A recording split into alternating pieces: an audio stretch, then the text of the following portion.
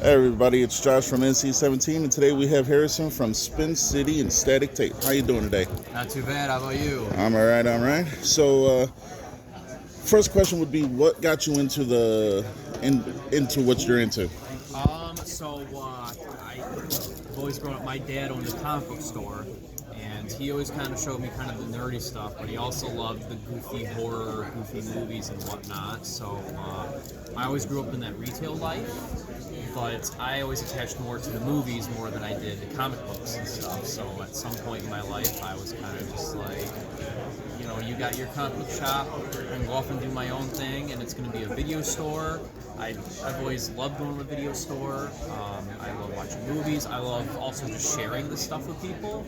Especially in west side of Michigan, there's just not, especially when Family Video went out, there's not a ton of stuff like that on that side of the state. So I felt like there was a need for this sort of presence and magic on the west shore of Michigan. What are your thoughts of the physical media stores going out of business? It always makes me sad, I know there's still plenty of good ones. I always try to visit any, like when I go on vacation. I know there's plenty that still fight strong, but obviously I find physical media important regardless of if it's VHS or DVD, Blu-ray, or 4K. Even streaming-wise and all that, there's just something about physically holding and having that artwork, and there's certain cuts for movies that you can't find on streaming, or there's even just movies you can't find on streaming at all. Right. Even if Paramount Plus owns Friday the 13th, they're not always on their streaming service, And exactly. Right now, the writer's strike is right now, and that's part of that problem because they don't want to pay residuals. So there's always constant stuff going on, I guess, from a corporate standpoint. It's hard to find some movies, and that's really sad. Would you like to give a quick tour of everything? Sure, yeah. I guess I'll start over here. I love supporting, obviously, when I say I love physical media, I love supporting the boutique labels like Arrow, Vinegar Syndrome, and TerraVision's a newer one I'm a big fan of, Shout Factory, all them, Synapse. And even the non-boutique labels, gotta have whatever's either new or, some goofy stuff like Carnivore. It's gotta have that stuff, it's just, I love it all, and then, I got some of the NECA figures, gotta have some figures of some of the favorite movies, Halloween 3 or They Live, gotta have those. And of course I brought plenty of VHS, lots of good stuff in here, and then I got my rare stuff up here, your Friday the 13th, and Slugs, Nightmare, Texas Chainsaw, stuff like that. And I even go as far back as CED, which is tough. I don't find often, but it wasn't great quality, but it doesn't deserve to go in the garbage. It's just that Laserdisc. I love it.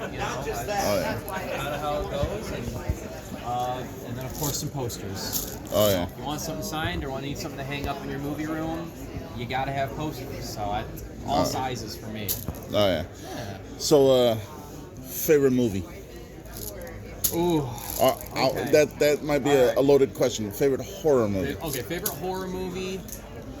It's probably a lot of people's answers, and I'm okay with that. I'm going to say The Thing. John Carpenter's The Thing. Classic. I think that's one of the greatest movies ever made. That's gold star standard, practical writing, tension, acting, characters. It's fantastic.